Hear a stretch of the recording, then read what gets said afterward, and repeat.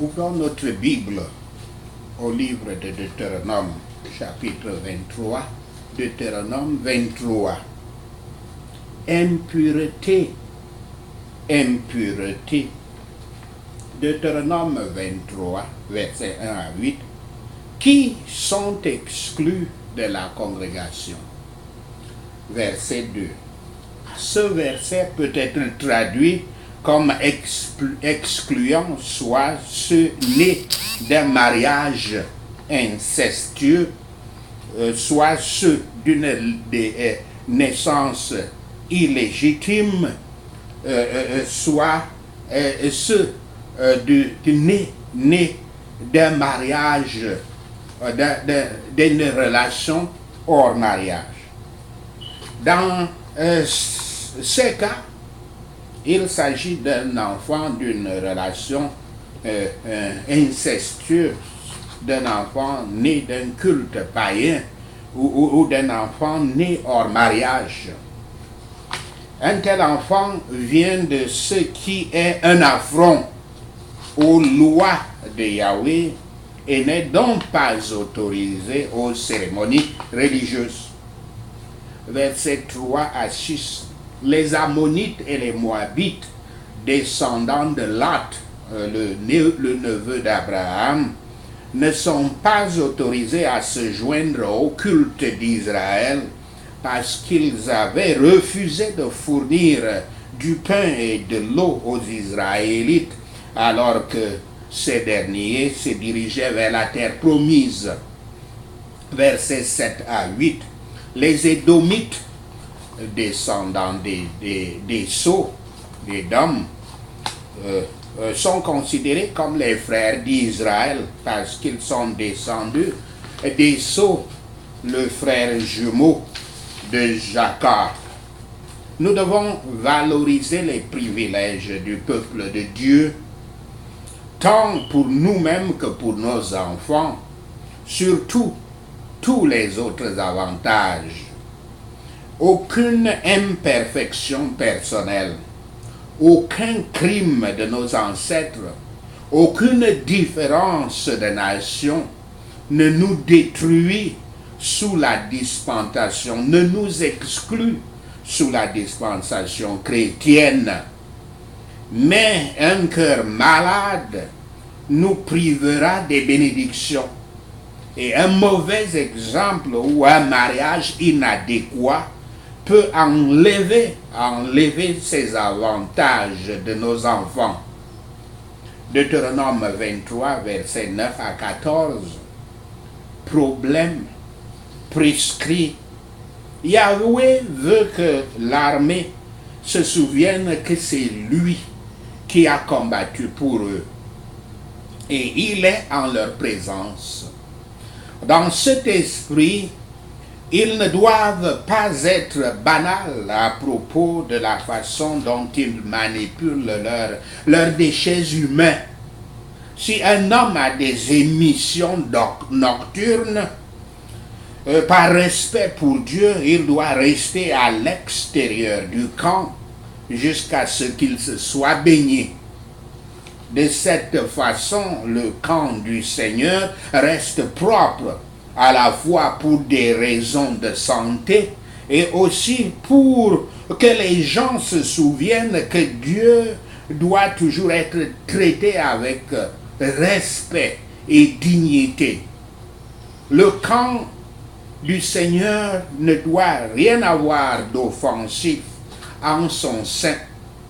Si de tels soins doivent être pris pour préserver le corps humain, à plus forte raison, devrions-nous faire attention à garder notre âme pure si nous faisons tous ces efforts pour garder le corps propre. Deutéronome 23, versets 15 à 25, des serviteurs fugitifs, de l'usure et d'autres préceptes. Verset 15.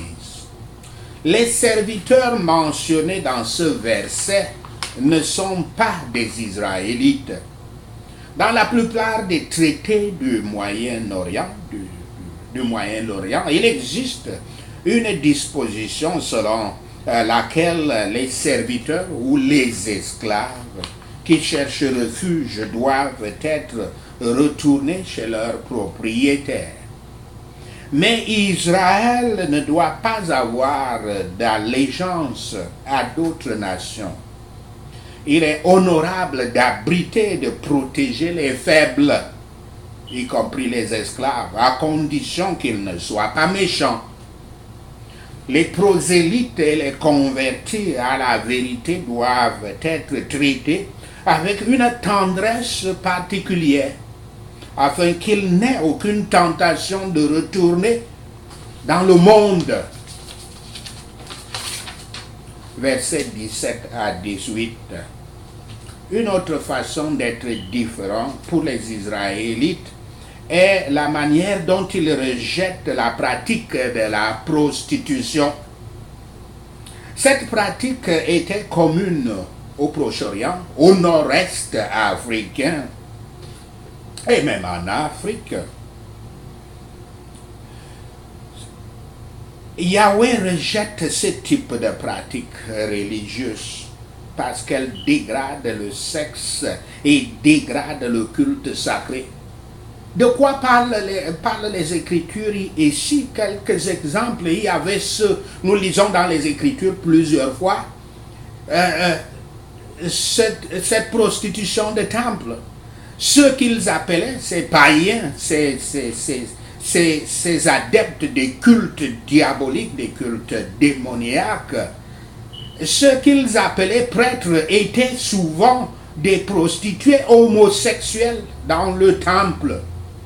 De même, une fois, comme pour les Ashara, les cultes d'Ashara, et il y avait des fois on demandait, c'était une exigence qu'une femme mariée ou pas doit se prostituer au moins une fois au cours d'une période. Et de telles saletés se passaient dans ce qu'ils appelaient leur temple. Yahweh rejette ce type de pratique religieuse parce qu'elle dégrade. C'est pour ça que le mot religieux ne doit pas avoir une grande signification pour vous, puisque d'ailleurs le christianisme n'est pas une religion, mais plutôt une relation. Dans une autre prêche, j'avais eu à expliquer ça. La religion, c'est une relation où l'homme va pour exiger des choses, fait des offrandes pour qu'en retour son Dieu lui donne des faveurs. Alors que la relation de christianisme est une relation, Dieu donne les faveurs sans même qu'on lui ait demandé, selon son bon vouloir. Et de nous enseigne à créer cette relation qui nous conduit à son royaume. Donc le christianisme n'est pas une religion, mais une relation. Parce que dans les religions, on trouve ce genre de pratiques insensées. En plus de la prostitution du temple, la nation d'Israël, le monde chrétien, la communauté chrétienne ne doit pas pratiquer la prostitution du tout. L'argent tiré de cette pratique sale, la prostitution, est de l'argent dégradé. Et par conséquent, un vœu fait ne doit pas être payé avec l'argent obtenu de la prostitution. Je me souviens d'un homme de Dieu que j'avais côtoyé, qui cherchait de l'argent auprès des escrocs et des voyous, et même des criminels qu'on appelle dans mon pays des fémans. Il cherchait pour se donner bonne conscience, il fouillait dans des écritures saintes pour chercher à trouver justification à cela, justification à son acte pécheur, à son acte méchant.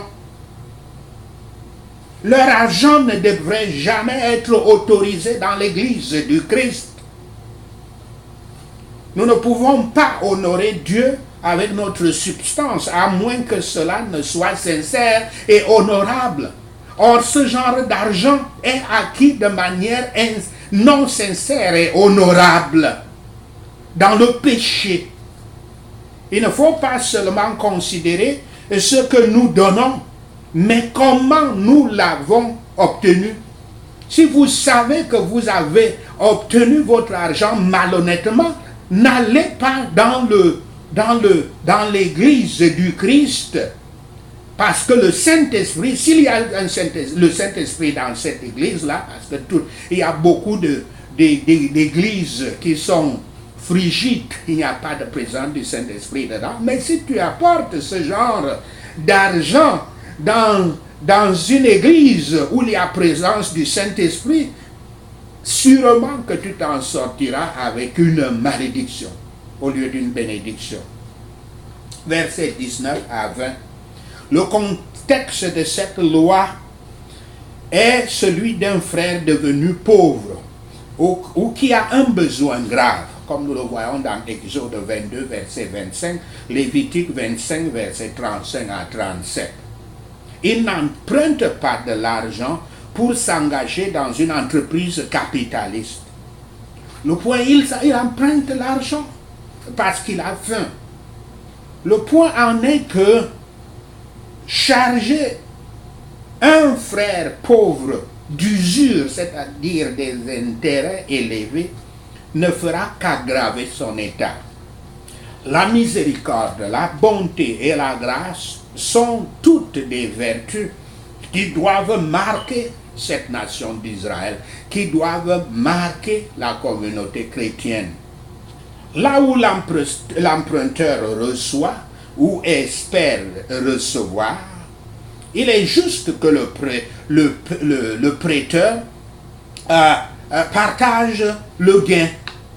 Mais à celui qui emprunte pour la nourriture nécessaire et indispensable, il doit être fait montre de pitié et de compassion. Versets 21 à 23. Dans cette loi, Dieu veut que les Israélites s'assurent que lorsqu'ils parlent, ils parlent avec honnêteté et intégrité. Le vœu est un engagement qui n'exerce pas de contrainte à quiconque. Il est issu de la volonté de la personne. Pourtant, une fois que le vœu est fait, le vœu doit être tenu sans contester. Ce qui est sorti de vos lèvres comme un vœu solennel et délibéré ne doit pas être annulé, mais vous le respecterez et l'exécuterez ponctuellement et pleinement, totalement. Ils étaient donc autorisés à cueillir. Ils étaient par ailleurs autorisés à cueillir et à manger du maïs ou des raisins et qui ont poussé au bord de la route. Seulement, ils ne doivent pas jusqu'à aujourd'hui en emporter chez eux. Cette loi indique qu'il devait y avoir beaucoup de maïs et de vin en Canaan. Moïse parle ici de l'autre côté du Jourdain. Ils n'ont pas encore traversé, mais ceci indique qu'ils allaient avoir plein de production dans Canaan. Elle prévoyait l'aide aux voyageurs pauvres et nous apprend à être semblablement gentils. Nous enseigne à être prêts à partager et à ne pas penser à toute chose comme perdu. On a tendance à croire que ce qu'on a donné est perdu. Pourtant, cela nous interdit d'abuser de la gentillesse des amis ou de profiter de ce qui est permis. La fidélité à leurs engagements devrait marquer le peuple de Dieu. Et ils ne devraient jamais empiéter sur les autres. Sachez ceci et le Seigneur Yahweh vous bénira. Amen. Alléluia. Prenons ces points de prière. Prions contre les pensées impures. Père Yahweh, je te remercie pour toute la victoire, pour la victoire que tu nous as donnée en Christ. Merci Seigneur. Au nom de Yahshua de Messie, nous prions. Je te remercie parce que tu nous as compté dignes d'être participants de l'héritage des saints dans la lumière. Merci Seigneur. Au nom de Yahshua de Messie, nous prions. Je te remercie de nous avoir transférés de l'autorité des ténèbres au royaume de ton cher Fils Yahshua Christ, la lumière. Merci Seigneur. Au nom de Yahshua de Messie, nous prions.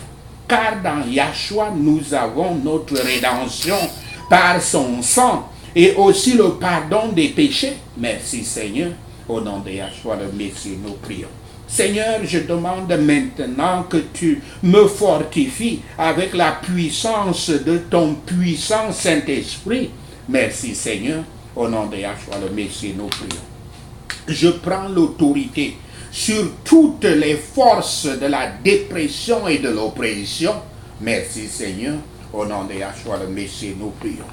Je vous commande à vous tous, esprits impurs, d'arrêter toutes vos manœuvres à la fois et de sortir de ma pensée, de ma vie pensée. Merci Seigneur. Au nom de Yahshua le Messie, nous prions. J'applique la libération du sang nettoyant de l'agneau sur mon esprit, mon âme et mon corps. Merci Seigneur. Au nom de Yahshua le Messie, nous prions. Je demande maintenant que ma conscience soit purgée par le sang de Yahshua. Merci Seigneur. Au nom de Yahshua le Messie, nous prions. Je déclare une libération de force naturelle sur moi par l'Esprit Saint. Merci Seigneur. Au nom de Yahshua le Messie, nous prions. Je suis dans la brèche. Je suis placé dans la brèche pour mon épouse, pour chacun de mes enfants, pour chacun de mes frères et sœurs en Christ, pour chacun de mes frères et sœurs dans le combat contre les sans-défense, et je retire toutes les forteresses du mal qui essaient de vous harceler spirituellement, mentalement, émotionnellement et physiquement. Merci Seigneur. Au nom de Yahshua le Messie, nous prions. Soyez libres dès maintenant. Je libère moi et mon épouse, mais mon enfant et mon frère en Christ et ma soeur en Christ et mon frère dans le combat pour les sans-défense et ma soeur dans le combat de ceux qui sont sans défense. Et je vous libère, je nous libère gratuitement par l'onction du Saint-Esprit. Merci Seigneur. Au nom de Yahshua le Messie, nous prions. Je libère le ministère des anges. Je libère le ministère des anges pour me servir et protéger mon doigt, pour vous servir et protéger votre doigt. Merci Seigneur. Au nom de Yahshua le Messie, nous prions. Je parle la paix contre la... Je parle de la paix, je prononce la paix comme une rivière pour moi, pour mon épouse, pour mon fils, pour mon frère en Christ, pour ma soeur en Christ, pour mon frère dans le combat, pour ceux qui sont sans défense, pour ma soeur dans le combat pour ceux qui sont sans défense. Merci Seigneur. Au nom de Yahshua le Messie, nous prions. La paix de Dieu qui transmet toute compréhension gardera mon corps, mon cœur et mon esprit par le Christ Yahshua. Merci Seigneur. Au nom de Yahshua le Messie, nous prions. Je déclare une libération de l'huile d'onction de joie sur mon âme et sur l'âme de mon épouse, sur l'âme de mon fils, sur l'âme de mon frère en Christ, sur l'âme de ma soeur en Christ, sur l'âme de mon frère dans le combat pour les déshérités, sur l'âme de ma soeur dans le combat pour les déshérités. Merci Seigneur. Au nom de Yahshua le Messie, nous prions. Je te remercie, Père Yahweh, pour les prières répondues et pour la victoire que tu nous as donnée dans le Christ Yahshua. Merci Seigneur. Au nom de Yahshua le Messie, nous prions. Que la paix soit restaurée. Au nom de Yahshua HaMashiach. Merci Seigneur. Au nom de Yahshua le Messie, nous prions. Seigneur Yahweh, nous te remercions, nous te louons, nous t'adorons. Nous te remercions d'avoir entendu nos prières, Seigneur Yahweh. Merci d'avoir répondu à notre prière. Seigneur, nous t'adorons, nous te louons, nous te glorifions. Au nom de Yahshua le Messie, nous prions. Amen. Hallelujah.